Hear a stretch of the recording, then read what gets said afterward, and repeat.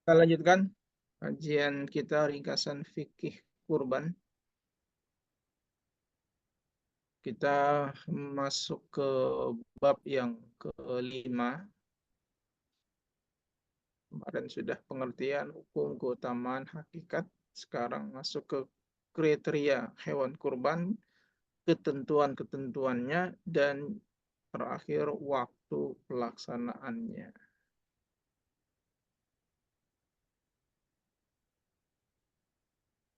Nah, baik. Yang kelima, bab yang kelima yaitu kriteria hewan kurban.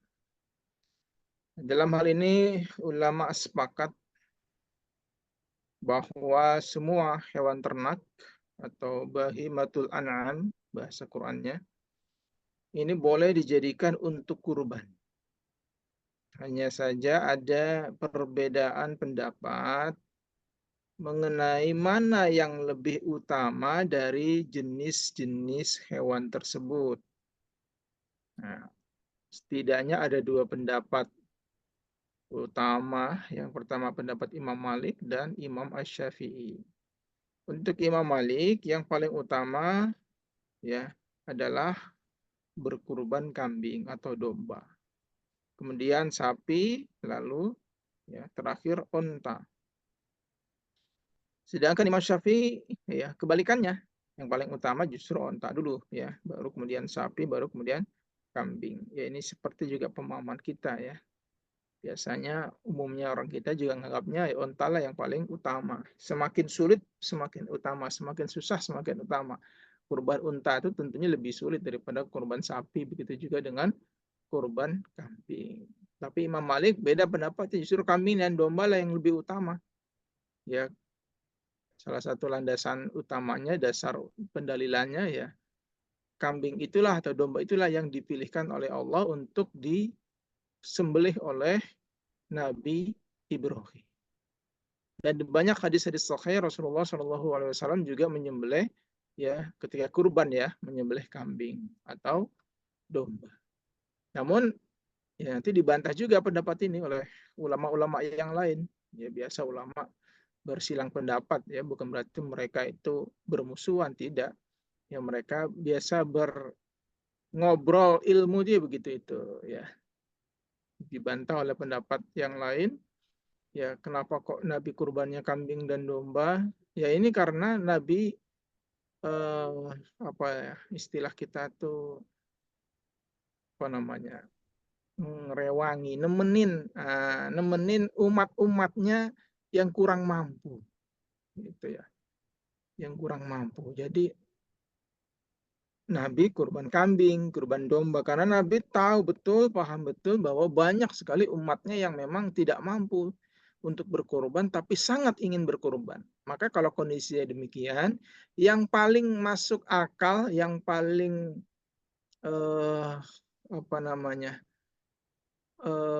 Mudah untuk dijadikan hewan kurban, ya diwujudkan menjadi ibadah kurban adalah dengan berkorban kambing atau domba. Tidak mampu tapi sangat ingin kurban. Ya. Coba kalau Nabi kurbannya kurban unta, wah kita lebih repot lagi yang orang Indonesia ini. Nah, itu menurut pendapat ya teman-temannya Imam Syafi'i yang berpendapat sama. Maka eh, eh pendapatnya Imam Malik ya.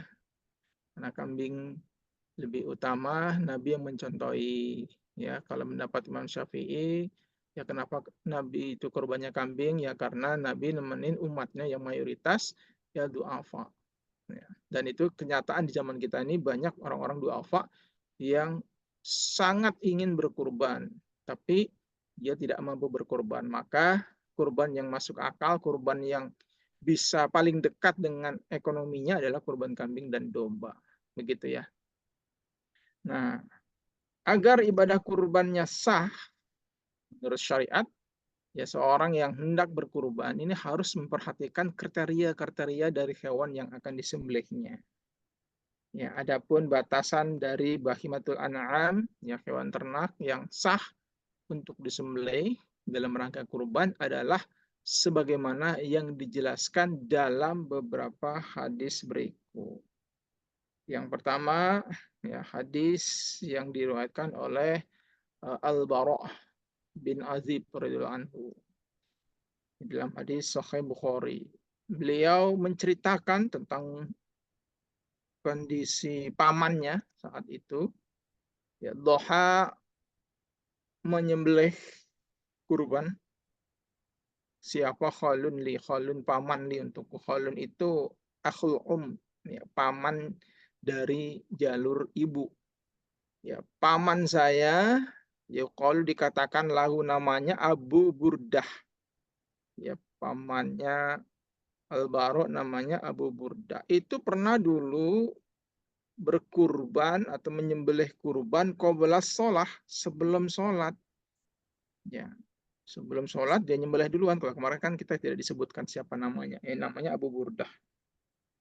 Faqala, maka berkata lalu kepadanya siapa Rasulullah Shallallahu Alaihi Wasallam, syatuka syatulahmin, syatuka sembelihanmu, kambingmu adalah syatulahmin, kambing biasa, kambing daging biasa. Artinya bukan kurban, ya, bukan hewan kurban. Faqala, maka dia berkata, ya Rasulullah, inna indi, sesungguhnya di sisiku dajinan jaza'atan minal ma'az. Dajinan itu hewan yang jinak. Ya. Jaza'ah itu domba jaza'ah. Ya, seekor domba yang masih berumur 6 bulan. Makanya dibilang jinak, masih kecil ya. Belum belum gede, kan agak mengerikan ya. Kalau domba kekar gitu ya, beratnya hampir 200 kilo, itu kan tinggi besar. Ya, ini ngeri kita kalau dekat-dekat, apalagi domba aduan. Ini masih jinak, jazaah, ya masih di bawah 1 tahun. Minal ma'az. Oh ya, kalau ma'az ini jenis apa tuh namanya? Ya, seekor kambing kayak kambing kacang tapi levelnya bagus, gitu. Kambingnya bagus. Ya, bahkan lebih bagus daripada hewan yang dewasa. Nah, saya punya ini Nabi, gimana nih? Kira-kira boleh nggak nih? Saya jadikan ganti untuk kurban saya yang tadi tidak sah itu. Kalau Nabi ya menjawab, izbah, sembelihlah dia, namun walan tasluha, tidak saleh, tidak boleh apa sembelihan itu, dajinan jazaan, ya tidak boleh ligorika, untuk selainmu, ya. Orang lain ini hanya khusus untukmu saja, karena ini kondisinya dianggap belum pada tahu. Nah, sekarang sudah tahu nih, yang lain juga sudah tahu dengan kasus ini, maka tidak sah lagi yang lainnya. Ini khusus buat kamu saja sekarang ini. Silahkan kamu berkurban dengan kambing tersebut. Qala, kemudian beliau bersabda, man zabaha qabla shalah, siapa saja yang menyembelih sebelum sholat, fa innama yazbahu, maka sesungguhnya sembelihannya itu hanyalah li nafsihi, untuk dirinya saja. Ya, tidak terhitung ibadah kurban. Wa man, siapa saja zabah yang menyembelih ba'da sholat, setelah sholat, faqad tamma, maka sungguh telah sempurna apa nusukuhu, ibadah kurbannya. Wa asobah, dan menetapi dia, mencocoki dia, melaksanakan dia sunnatal muslimin, pada sunnahnya ya kaum muslimin, sesuai ya dengan sunnahnya kaum muslimin, ya.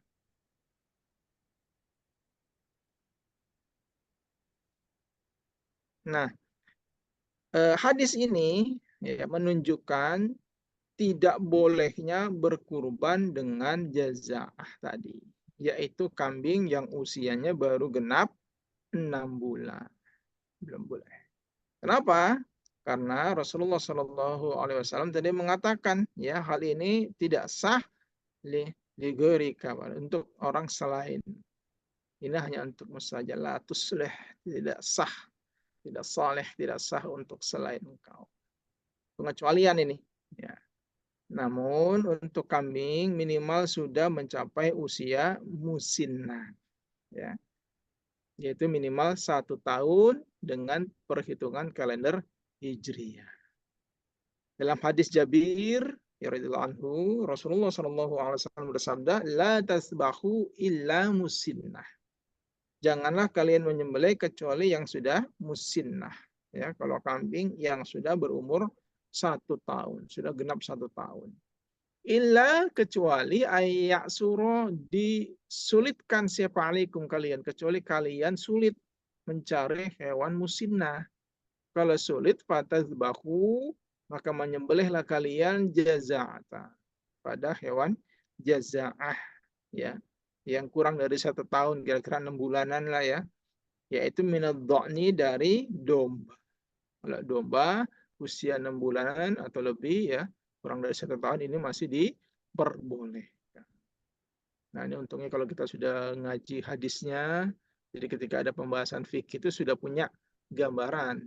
Ya, yang repot tuh ngaji fikih tapi belum ngaji hadis. Nah ini ya kadang-kadang masih perlu penjelasan lebih panjang lagi. Jadi kalau menyembelih kurban, ya ini yang musinah, yang sudah tahunnya. Kalau kambing, musinahnya yaitu umur 1 tahun. Bagaimana dengan sapi dan kerbau? Nanti ada pembahasannya ya. Nah, hadis ini juga, ini kita masih bahas hadis tadi, menunjukkan bahwa untuk kambing dari jenis domba ini boleh yang berusia minimal 6 bulan. Ya, minimal 6 bulan. Ya, dari jenis domba tapi ya. Dan sebaiknya itu berkurban domba yang jazaah itu kurang dari 1 tahun. Hanya dengan catatan jika sulit untuk mencari kambing. Kalau nggak ketemu kambing ya adanya domba, domba bolehlah jaza. Kalau kambing nggak boleh. Nah, namun banyak ulama yang mengatakan zahir hadis ini menunjukkan ini tidak sah ya berkurban dengan domba yang jazaah kecuali sulit untuk mencari kambing yang musinnah.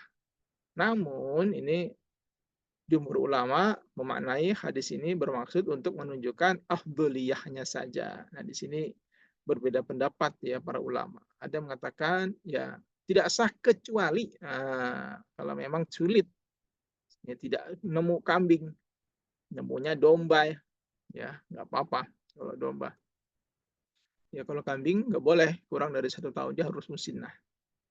Nah, kalau domba ini sebenarnya tidak sah ya kalau masih ada kambing yang musinnah gitu ya. Namun jumhur ulama ini masuknya di sini tentang afdoliyah, yang afdol itu yang musinnah.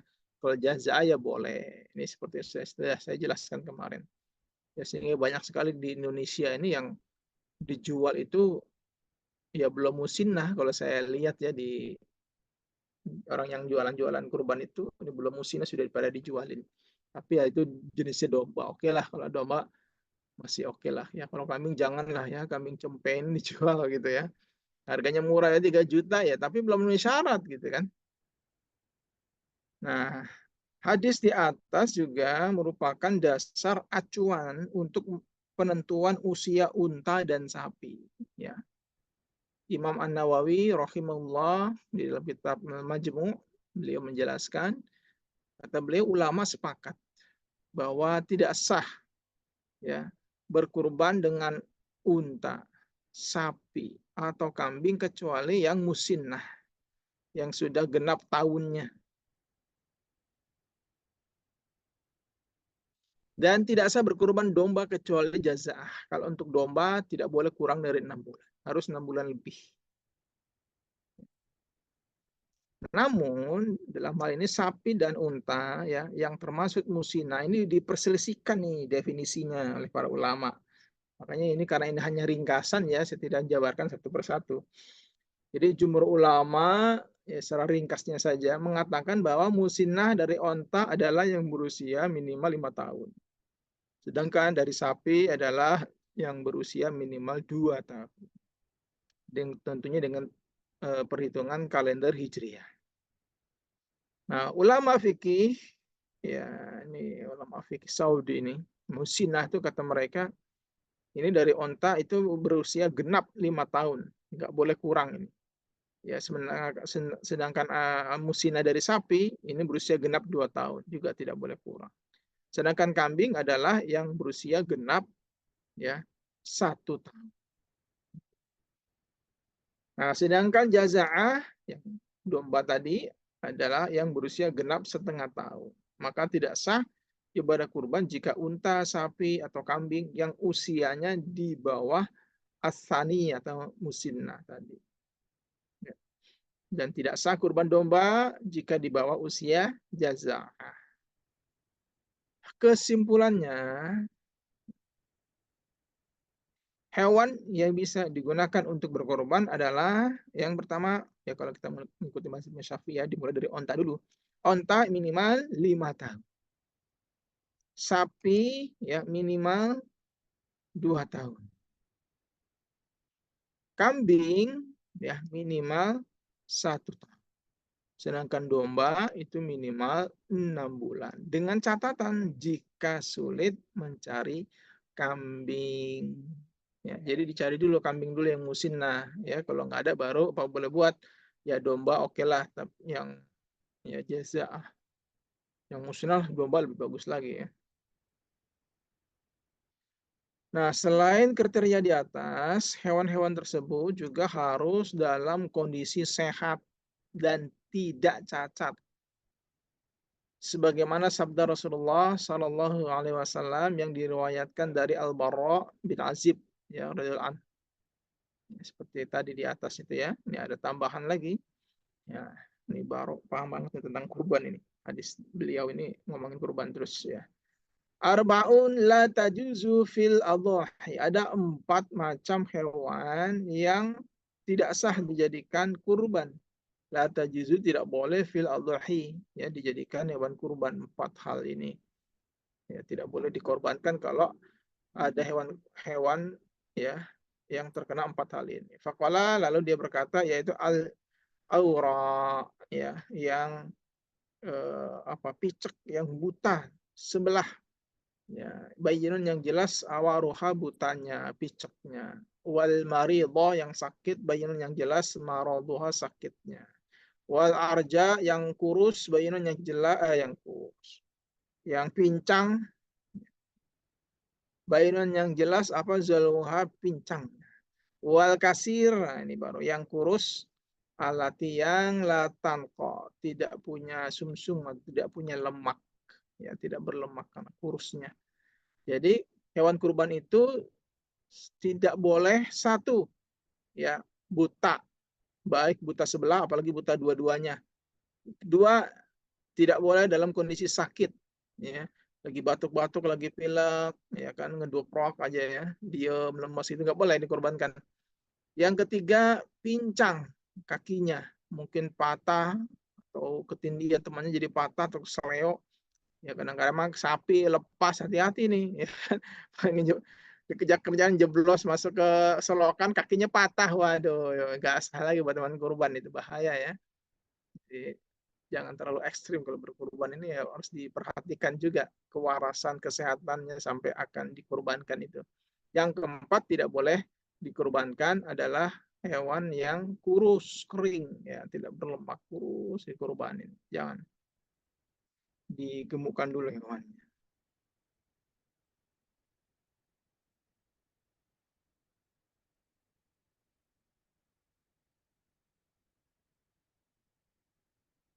Akan tetapi ada beberapa cacat hewan yang tidak menghalangi sahnya ibadah kurban. Apa itu? Yaitu hewan yang dikebiri dan hewan yang pecah tanduknya. Ya, jadi tujuannya hewan itu dikebiri itu biar gemuk, ya, makanya dikebiri dia biar gemuk. Dan hewan yang tanduknya pecah, mungkin habis berantem atau apa gitu kan, tanduknya pecah, ini nggak apa-apa. Ya, adapun cacat hewan yang putus telinganya atau ekornya, ini tetap tidak sah kalau yang ini untuk dijadikan kurban. Ya, ini menurut Dr. Mustafa Al-Bogo. Beliau juga mensyarah hadis Sahih Bukhari ya. Nah, kenapa kok hewan yang dikebiri dan hewan yang pecah tanduknya ini sah, sedangkan yang telinganya putus, ekornya putus itu nggak sah? Ya. Hal ini dikarenakan cacat yang pertama tadi dikebiri dan pecah tanduk tidak mengakibatkan dagingnya berkurang. Ya, itu intinya di situ. Dagingnya nggak berkurang dia. Ya, itu dibilangnya cacat batin. Sedangkan yang kedua ini cacat fisik, yang mengakibatkan dagingnya berkurang. Maka ini tidak sah untuk dikorbankan. Ya.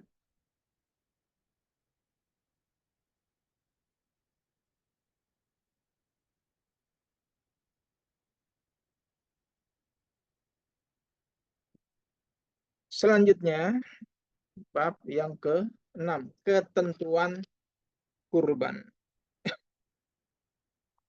Nah, ini yang ditanya Pak Epi juga nih semalam.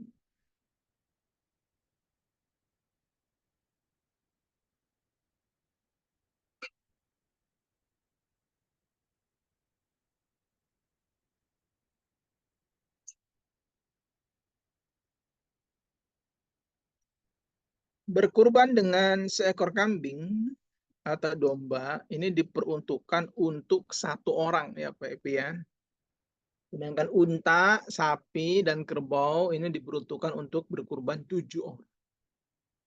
Ketentuan ini dapat disimpulkan dari hadis berikut. Yang hadis yang sudah kita bahas juga di bab dalil-dalil berkurban ya. Dalil-dalil seputar kurban.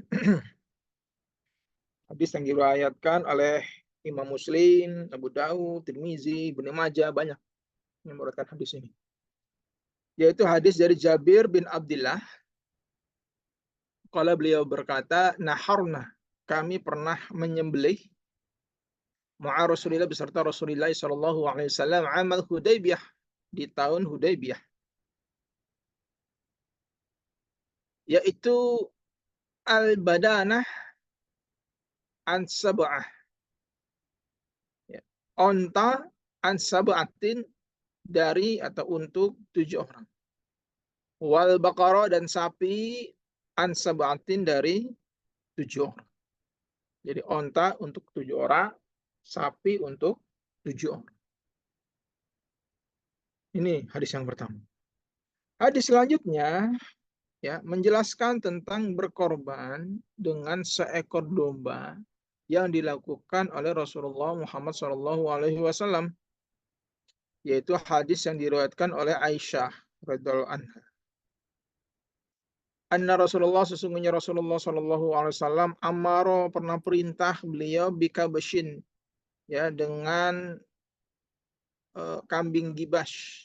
Ya, tolong saya didatangkan kambing gibas, ya, domba. Kambing gibas itu domba. Akarona, yang bertanduk. Domba ini memang tanduknya menarik. Ini salah satu pendapat ulama yang mengatakan yang afdol adalah kurban kambing. Nah, karena apa? Salah satunya Nabi paling sering kurbannya adalah kambing. Ya, namun tadi dibantah lagi ya oleh ulama yang lain. Ya, kenapa Nabi kurbannya kambing? Ya, Nabi untuk nemenin umatnya yang banyak duafanya ya. Seandainya tidak memikirkan umatnya, ya Nabi tentunya kurbannya unta gitu. Walau alam ini sekedar pendapat, ya bisa benar bisa salah. Pokoknya kurban itu bagus ya. Nabi minta didatangkan domba. Fatia lalu diberi siapa Nabi bi dengan domba tersebut. Didatangkan domba yang bertanduk. Tujuannya liyudhahiya bihi, agar disembelih oleh Nabi. Nabi akan melaksanakan kurban satu ekor kambing. Nah, faqala, maka berkata siapa Nabi laha kepada Aisyah, ya Aisyah, halummi al-mudiyah. Ya, wahai Aisyah, ambilkan untukku pisau, yakni as-sakin, ya, pisau atau golok. Sumakola, kemudian Nabi berkata, ishhadhiha, asahlah pisau tersebut, golok tersebut, bihajarin, dengan batu asahan. Ya, diasah dulu sebelum dipakai untuk menyembelih, apalagi menyembelihnya setahun sekali ya, jadi diasah dulu. Ya, fa'alat, lalu Aisyah melakukannya, ya, melakukan apa yang diperintahkan oleh Rasulullah Shallallahu Alaihi Wasallam. Suma akhoza, kemudian beliau mengambil golok itu, mengambil pisau itu, wa akhazal al-kabsha, dan beliau ya mengambil dombanya, kibas dan bukan kibas. Kemudian fa'adja'ahu, lalu beliau membaringkannya, ya, membaringkan domba tersebut, summa zabahahu, kemudian beliau menyembelihnya, disembelih sendiri. Ini juga hadis yang menyatakan disunahkan ya menyembelih sendiri, ya. Jadi yang lain ya boleh juga ya dititipkan ke Ali Nabi, ya. Semakala kemudian Nabi berkata, berdoa ketika akan menyembelih itu, Bismillahi Allahumma taqabbal min Muhammadin wa ali Muhammadin wa min ummati Muhammadin, dan bagi umatnya Muhammad. Itu yang dibaca oleh beliau. Ya, Bismillah, Allahumma taqabbal min Muhammadin wa ali Muhammadin wa min ummati Muhammadin. Ya Allah, dengan nama Allah, ya Allah, terimalah ya kurban ini dari Muhammad dan keluarganya Muhammad dan juga umatnya Muhammad. Ya, kemudian selanjutnya Nabi menyembelih hewan tersebut, berkurban dengan domba tersebut. Ini yang kemarin Pak Epi berdalil dengan di sini. Ya, ini mungkin banyak juga yang punya yang berdalil dengan di sini, namun dalilnya salah gitu kan. Itu bahayanya kalau cuma baca PowerPoint-nya doang nih Pak Oci. Ada Pak Oci. Ya, baca PowerPoint, wah ternyata ini hadisnya gitu kan. Nah, dipahami bahwa saya nggak usah nyembelih lagi, orang udah diwakilkan oleh Nabi kok. Ada yang punya pendapat begitu. Itu buktinya Nabi sudah mewakilkan kita. Tapi ada yang pendapat, cukuplah sekeluarga. Ya, satu ekor kambing itu buktinya Nabi ya min Muhammadin wa ali Muhammadin. Gimana tuh ya? Jadi cukup satu kambing buat satu keluarga. Perhatikan betul ini ya. Diluruskan dulu ini. Jadi doa Nabi dalam hadis di atas ya, ketika beliau melaksanakan kurban, ya, wahai Allah, ya, terimalah Allahumma taqabbal min Muhammadin wa ali Muhammadin gitu kan. Min ummati Muhammadin, ya. Ini tidak bisa dipahami bahwa kurban dengan satu domba atau satu kambing itu cukup untuk keluarga dan untuk semua umat Nabi. Bukan itu maksudnya. Ya, kalau itu sudah dianggap cukup satu ekor kambing buat semuanya, ya kan, nggak ada lagi yang berkurban nanti kan gitu. Nah, jadi penyebutan itu hanya dalam rangka menyertakan dalam memperoleh pahala ya dari hewan kurban tersebut. Pahalanya ya pahalanya buat kita semua. Dermawannya Nabi itu. Jadi bagi-bagi semua pahalanya buat kita semua kita mendapatkan pahala walaupun tidak berkurban. Alhamdulillah. Nah, apabila dipahami bahwa berkurban dengan satu kambing cukup untuk satu keluarga, cukup untuk seluruh umat Nabi Muhammad, maka tidak ada lagi orang yang berkurban. Oh, sudah diwakilkan Nabi kok. Ya, atau kayak kemarin ya, semalam ya, ada bertiga di keluarga, ada Pak Epi, ada dua anaknya laki-laki, ya. Anaknya dua-duanya udah pada kerja semua, ya punya gaji semua dan mampu. Cukup satu saja yang kurban ya. Ya nggak begitu. Kalau yang mampu dalam satu keluarga itu tiga orang, ya tiga-tiganya berkurban. Sesuai dengan kemampuannya masing-masing, gitu ya. Dengan demikian, pemahaman bahwa satu domba bisa untuk berkurban satu keluarga dalam seluruh umat, ini harus diluruskan dan dibetulkan sesuai dengan ketentuan satu domba untuk satu orang, ya, sedangkan onta, sapi, dan kerbau untuk 7 orang, sebagaimana dijelaskan hadis di atas. Ya, jadi kalau ada orang satu keluarga ada 7 orang, ya, yang afdol apa? Yang afdol dia menyembelih onta atau sapi, gitu ya. Itu mencukupi berarti. Atau 7 ekor kambing atau 7 ekor domba, begitu. Itu yang pas, itu mencukupi untuk apa namanya kurbannya masing-masing. Kecuali kalau memang tidak mampu, satu keluarga boleh 1 ekor kambing. Ya, pahalanya bisa untuk satu keluarga, gitu ya. Pahalanya ya. Kalau cukupnya ya sesuai dengan hadis di atas ya satu orang itu ya satu kambing, begitu.